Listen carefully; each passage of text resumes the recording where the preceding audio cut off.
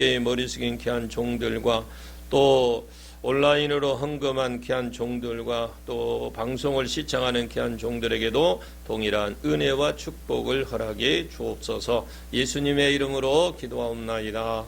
아멘.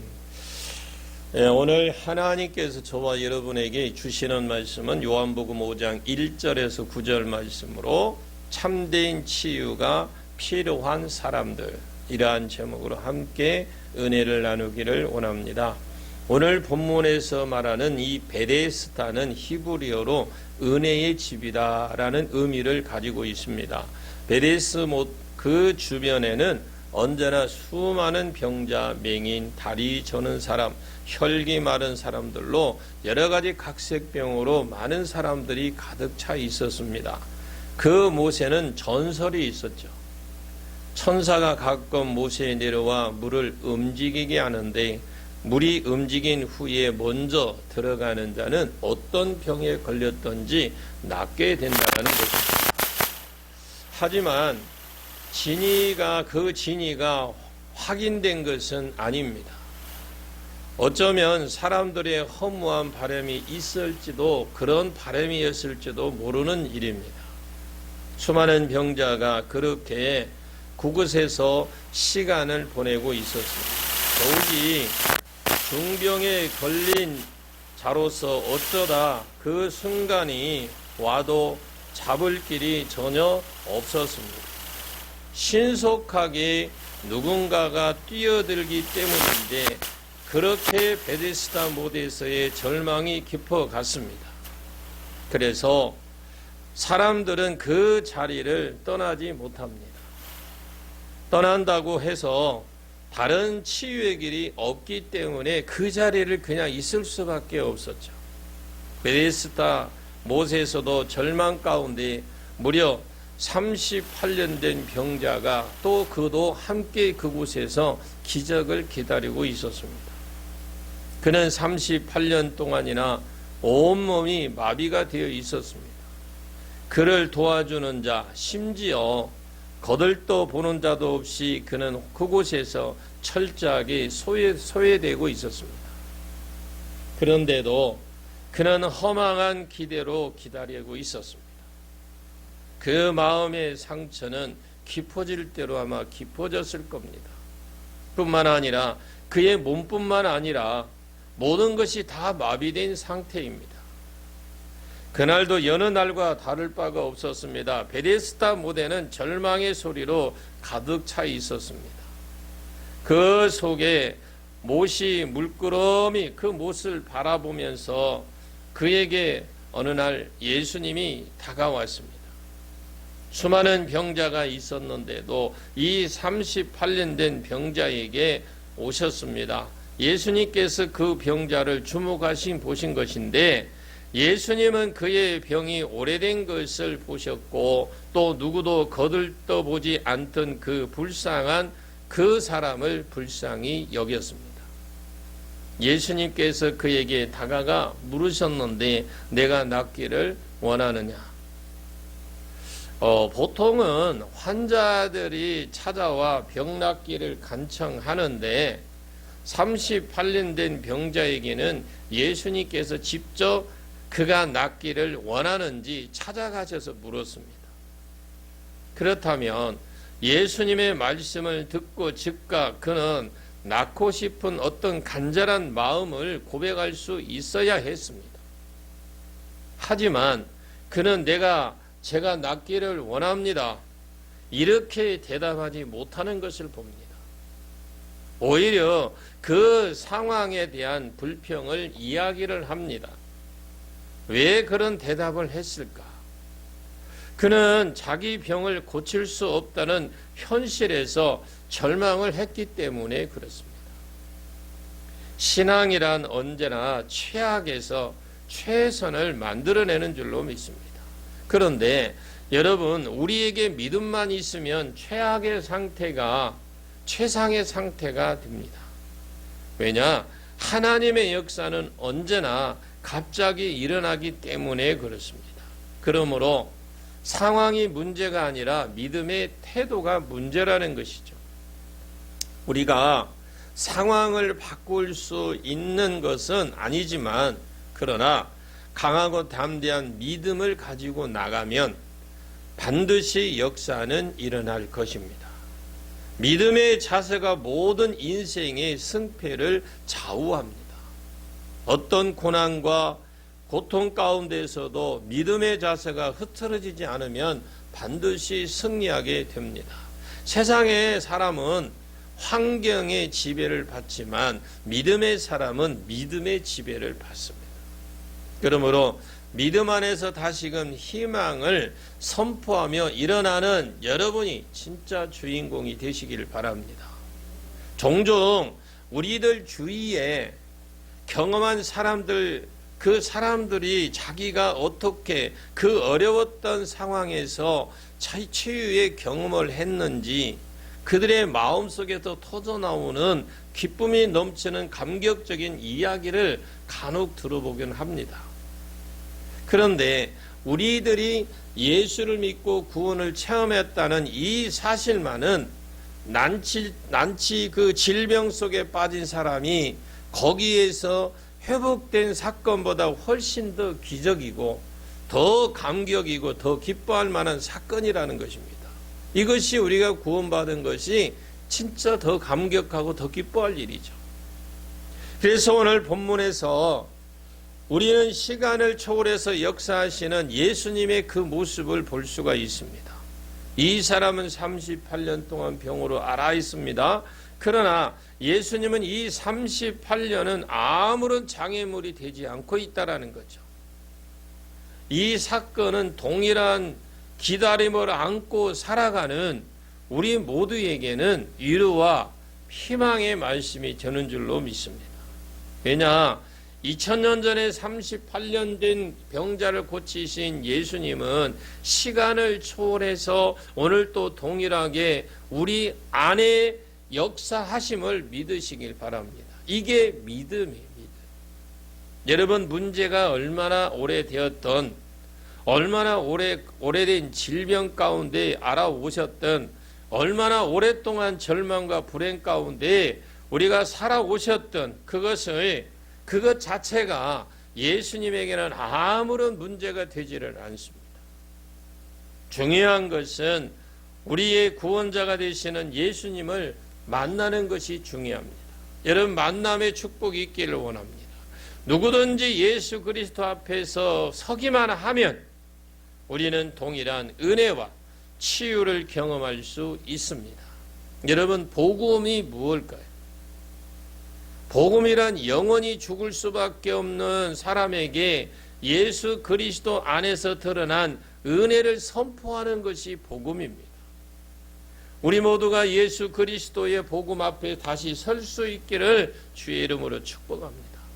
그리고 시간의 벽을 초월해서 또 초월하시는 예수 그리스도를 만지심으로 그 그리스도가 우리를 만져주심으로 말미암아 치유의 역사를 경험하는 여러분이 진짜 주인공이 되시길 바랍니다. 우리에게 구원자이신 예수 그리스도는 어제나 오늘이나 영원토록 동일하신 하나님이십니다. 그렇다면 어제 역사하셨던 그 예수님은 동일하게 오늘도 이 시간도 계속해서 역사하실 줄로 믿습니다. 중요한 것은 그분을 만나야 돼요. 그래서 여러분, 만남의 축복이 있기를 원합니다. 여러분, 우리가 예수님을 만나야 합니다.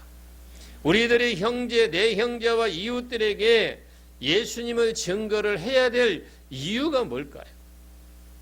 이 무릎에 대답하기 위해서는 우리 모두가 지금 어떤 상태에 있는가를 정확하니, 내가 지금 어느 상태에 있는지 정확하게 내가 아셔야 되고 인지를 해야 됩니다. 그렇다면 우리는 지금 어떤 상태에 있습니까?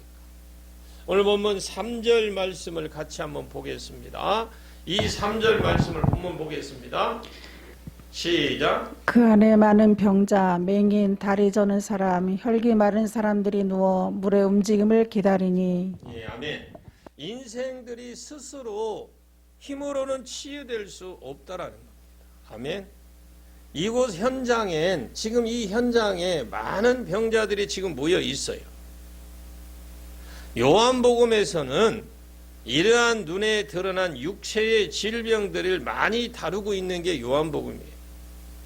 그러나 요한복음이 우리에게 전하고자 하는 핵심은 그들의 병이 치유됐다는 사실이 아니라 그 사건의 내면에 감추어진 영혼의 질병이 치유됐다라는 사실에 있다라는 것을 우리는 기억해야 돼요. 그리고 그것은 결국 예수님에게로 초점이 모아지고 있다라는 거예요. 다시 말씀드린다면 저들이 육체의 질병에서 고침을 받았을 뿐만 아니라 영혼의 질병에서도 고침을 받았는데 그것은 그들이 치유자이신 예수 그리스도를 만났기 때문이라는 거죠. 그래서 한 번 더 말씀을 드리면 예수님의 만남의 축복이 있기를 원합니다. 자, 볼 수 없는 시각장애인, 걸을 수 없었던 지체장애인, 활동할 수 없었던 혈기 마른 자, 이들에게는 한 가지 뭐가 있어요? 공통점이 있다라는 거예요. 그것은 이들 모두가 당시의 의학 수준으로 아니 지금의 그 발달된 의학 수준으로도 거의 치유가 불가능하다는 게 공통점입니다. 그래서 본문 안에 본문 보면 가로 안에 기록된 말씀을 보면 물의 움직임을 기다리니 이렇게 되어 있는데 오늘 본문 4절 말씀을 한 번 더 보겠습니다. 4절입니다. 시작. 이는 천사가 가끔 못에 내려와 물을 움직이게 하는데 움직인 후에 먼저 들어가는 자는 어떤 병에 걸렸든지 낫게 되밀어라. 예, 이것은 하나님 말씀이 아니에요. 이것은 당시에 그렇게 믿고 있었던 일종의 유대인들의 민간 신앙을 그렇게 지금 표현하고 있는 말이거든요. 연못의 물의 움직임이 시작이 될 때에 가장 먼저 그 물속에 들어가는 사람이 낫는다는 민간 신앙의 속설을 믿고 그 연못가에서 그냥 아무런 기대 없이 그들이 기다리고 있었던 비참한 사람들을 그 사람들을 잘 묘사해 주고 있는 그런 말이라는 거죠. 그러나 그 민간 신앙이 서로 사실이라고 할지라도 그들에게는 희망이 없어요. 움직일 수가 없잖아요. 볼 수가 없잖아요. 활동할 수가 없습니다.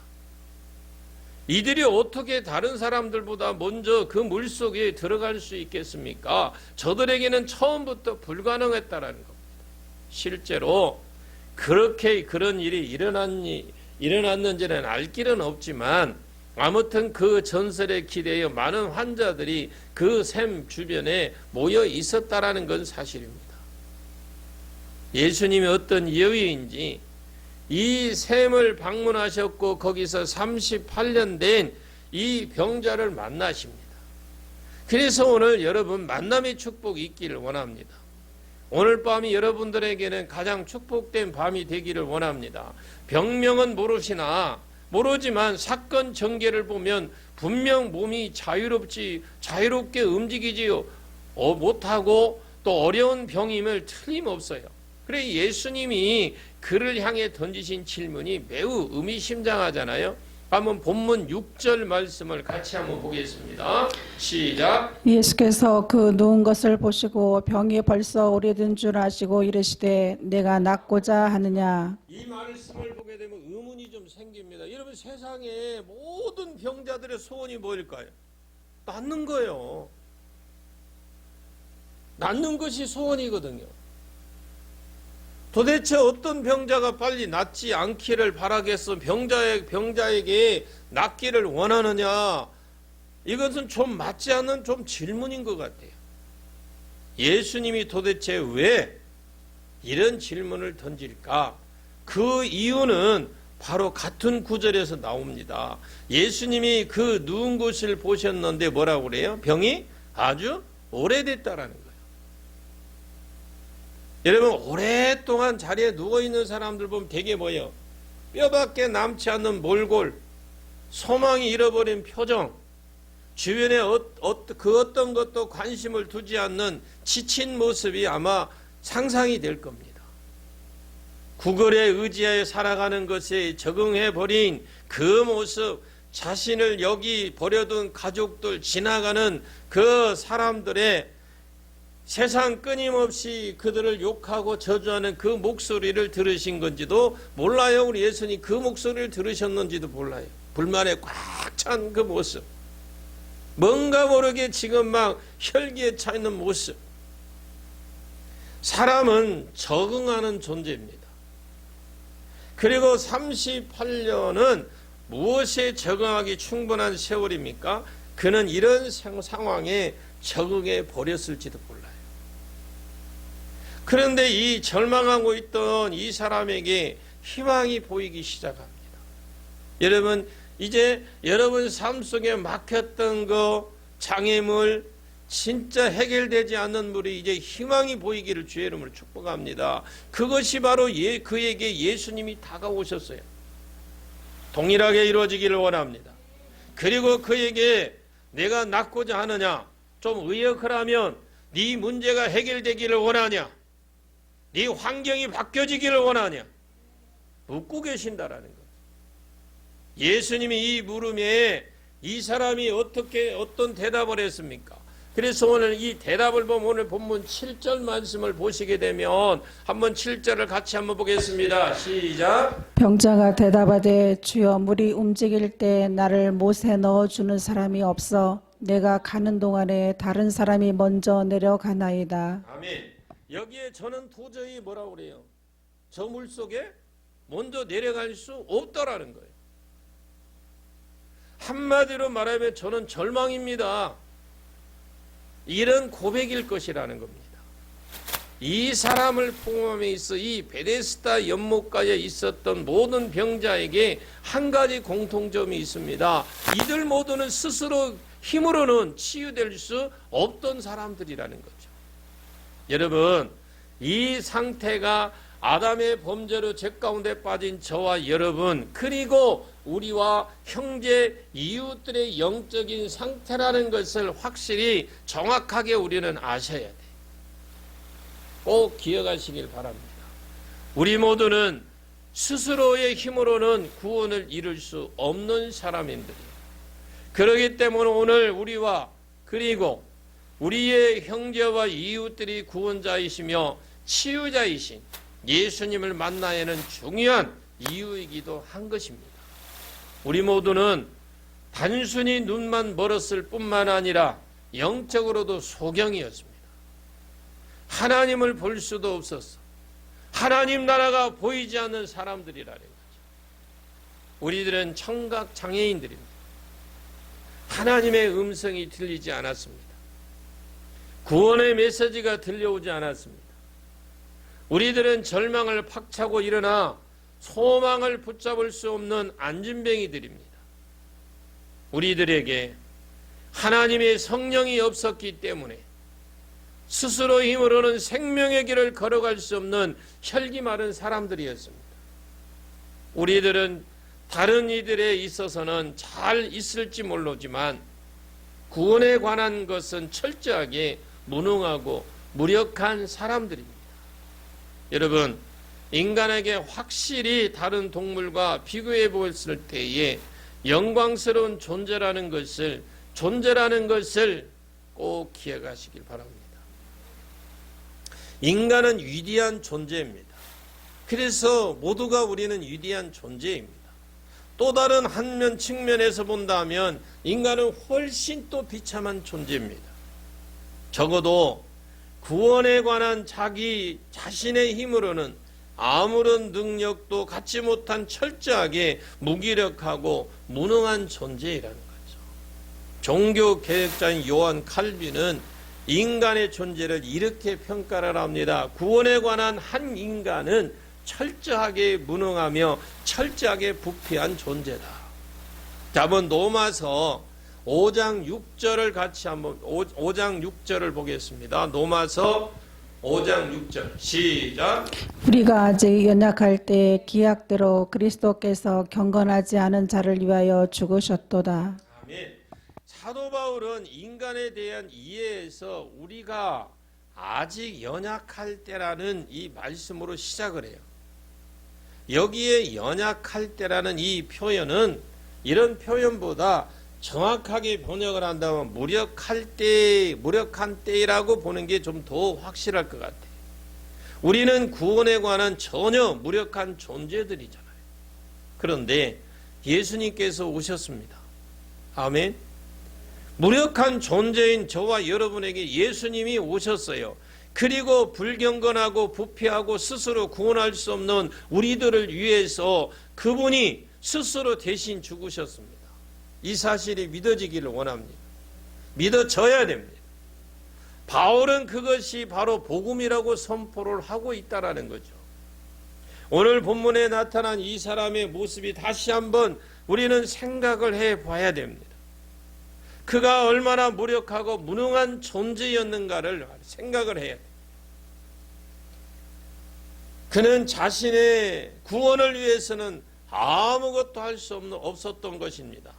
예수 그리스도가 없이는 전적으로 무력한 존재라는 것이죠. 이것이 바로 인간의 본 모습이에요. 여러분, 오늘 저와 여러분은 누구입니까? 참 저는 질문하고 싶은 게 그래요. 오늘 우리는 나는 누구냐라는 거예요. 그리고 이 한 주간 동안 살아가면서 우리가 만나야 될 형제와 이웃은 누구냐라는 거예요. 이 한 가지 사실을 우리는 기억했으면 좋겠습니다. 우리는 자신의 힘으로는 도저히 치유될 수가 없는 사람들이에요. 다시 말씀드리면 이 스스로의 힘으로는 결코 구원을 기대할 수 없는 사람들입니다. 그렇기 때문에 우리에게는 예수 그리스도가 반드시 필요합니다.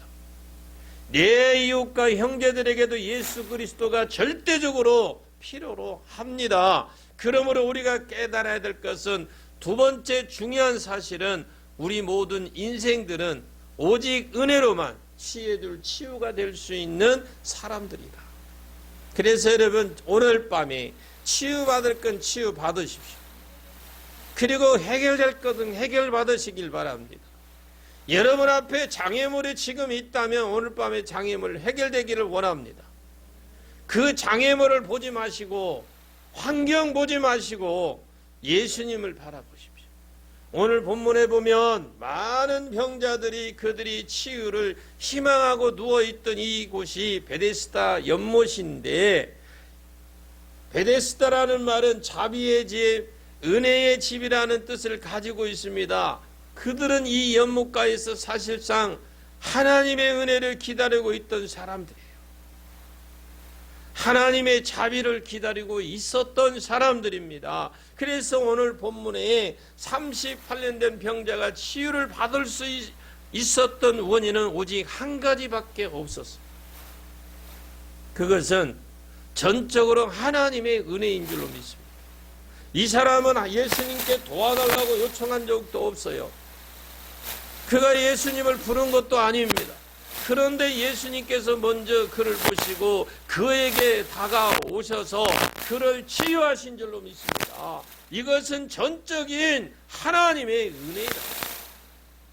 우리가 요한복음 5장을 계속해서 읽어보시면 베데스다 연못가에서 치유를 기다리던 병자들의 이야기로 시작해서 중간쯤 이렇게 넘어가 보면 사람들의 구원에 관한 이야기로 시작이 됩니다. 요한복음의 저자인 요한은 예수님께서 단순히 병자의 육체적인 질병을 치유하셨다라는 그 사실을 증거하고 있지 않아요.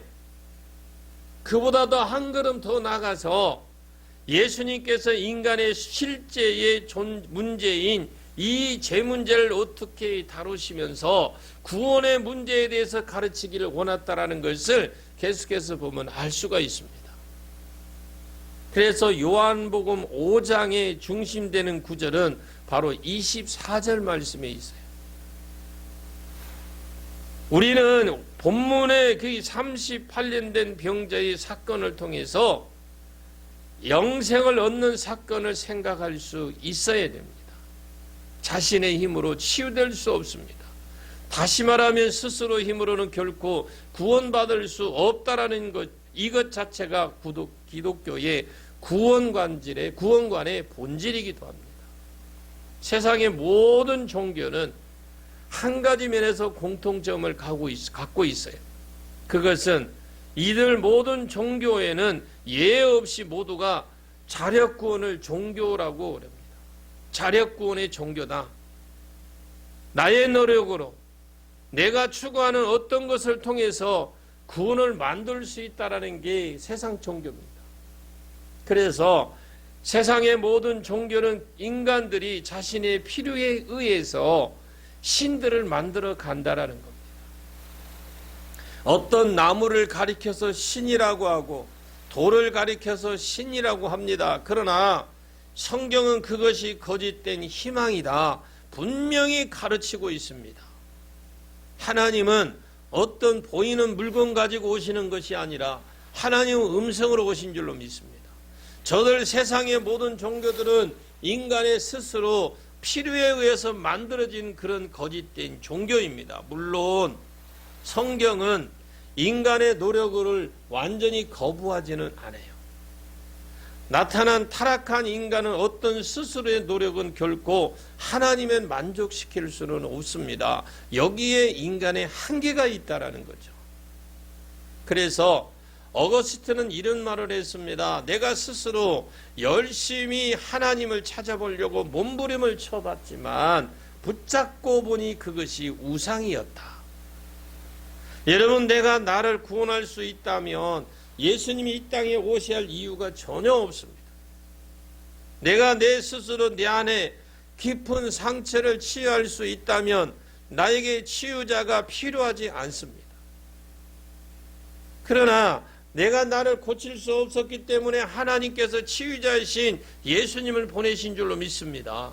여러분의 환경 문제나 어떤 그런 문제들을 내가 해결할 수 없기 때문에 주님을 보내신 줄로 믿습니다. 나는 나의 어떤 행위로도 스스로 구원을 이룰 수 없기 때문에 구원자이신 예수님께서 스스로 우리 곁에 다가오신 줄로 믿습니다. 이것이 복음의 출발이다라는 거예요. 그리고 이것이 바로 은혜다 이럽니다. 은혜 받은 자격이 없는 사람에게 일방적으로 베풀어지는 하나님의 사랑입니다. 자, 에베소서 2장 8절로 9절을 보겠습니다. 시작. 너희는 그 은혜에 의하여 믿음으로 말미암아 구원을 받았으니 이것은 너희에게서 난 것이 아니요 하나님의 선물이라. 행위에서 난 것이 아니니 이는 누구든지 자랑하지 못하게 함이라. 예, 여기에 9절 말씀에 우리 보시면 행위에서 난 것이 아니다 그랬어요. 아멘. 그렇기 때문에 어느 누구도 자랑할 수 없다라는 겁니다. 어떤 내 행위를 통해서 나타난 것이 아니기 때문에 자랑할 것이 없다는 거예요. 우리의 행위로 구원을 얻을 수 있다면 그리스도는 이 땅에 오시지 않았어요. 그러나 우리의 어떤 행위도 하나님 앞에 여전히 모자람이라.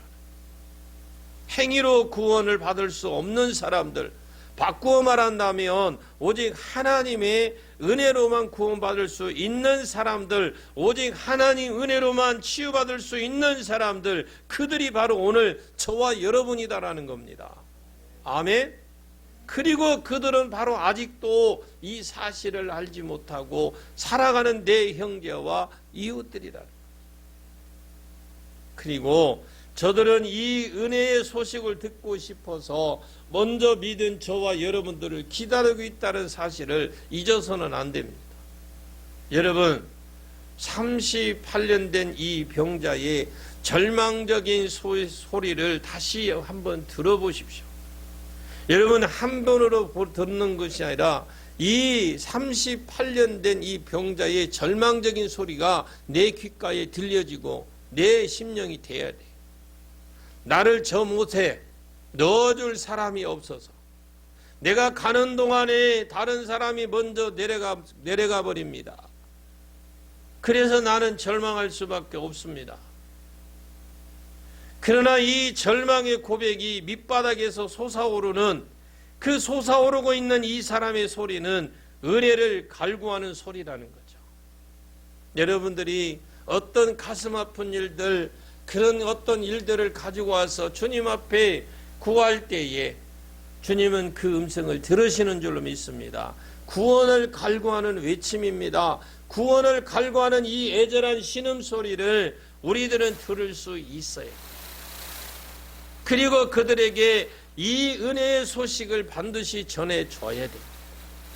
우리도 누군가에게 이 은혜의 소식을 전해주었기에 나는 오늘 이 은혜의 자리에 나올 수가 있었다라는 거예요. 누군가가 은혜의 소식을 전해주는 사람이 있었기 때문에 내가 이 자리에 있는 것입니다. 그리고 하나님은 있는 모습 그대로 우리를 받아주기를, 또 우리를 구원해 주시는 은혜가 있어요. 있는 모습 그대로. 여러분들이 어떤 문제를 가지고 있든 그런 건 상관없어요. 그렇다면 동일하게 지금도 오직 은혜로만 치유될 수 있는 내 형제와 내 이웃을 기억해 주시기를 바랍니다. 그리고 저들에게 이 은혜의 소식을 가지고 여러분 나가십시오. 아멘. 우리가 저들에게 이 은혜의 소식을 전하는 순간 저들의 삶은 달라지기 시작을 합니다. 이 은혜의 소식은 살 소망을 잃어버린 자들에게 새로운 생명을 펼쳐지게 하는 생명의 공급선이 될 줄로 믿습니다. 단순하게 우리가 나와서 아멘을 하고 그걸로 여러분이 말씀이 들려질 때에 이 말이 머리로 가서는 안 돼요. 이 여러분이 아멘하는 순간에 우리의 여러분 심령이 박혀져야 돼. 머리로 가면 안 돼. 그러므로 이제 저와 여러분이 내 형제와 이웃에게 이 은혜의 소식을 전하는 전달자로 아주 귀하게 아름답게 쓰임받을 수 있기를 주의 이름으로 축복합니다. 저와 여러분 그리고 우리 형제와 이웃들은 오직 하나님의 은혜로만 치유될 수 있습니다. 그러고 우리 그런 사람들이라는 것을 잊어서는 안 됩니다. 그렇기 때문에 마지막으로 우리가 깨달아야 될 사실은 우리 모두 예수님을 만나야 될 줄로 믿습니다. 여러분 치유의 희망이 없이 인생을 사는 우리가 예수님을 만나야 되는 이유가 뭘까요? 도대체 이 예수님은 누구시냐? 오늘 본문 6절 말씀을 같이 보도록 하겠습니다. 시작. 예수께서 그 누운 것을 보시고 병이 벌써 오래된 줄 아시고 이르시되 내가 낫고자 하느냐. 예. 여기 보면 38년 동안 병자로 살아온 이 절망의 사람에게 찾아오신 예수님의 모습을 우리가 알 수 있는데 여기에 인상적인 게 두 가지 동사가 나오죠. 보시고 아시고.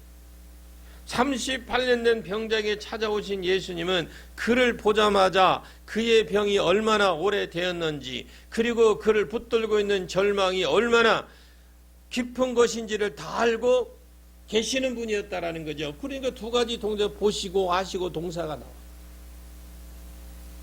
하나님이신 예수 그리스도 그분은 모든 것을 다 알고 계십니다. 아멘 좀 크게 해봐요. 그분은요 모든 걸 다 알고 계세요. 여러분은 징징 짜고 막 가슴 치고 통곡하지만 주님은 알고 계세요.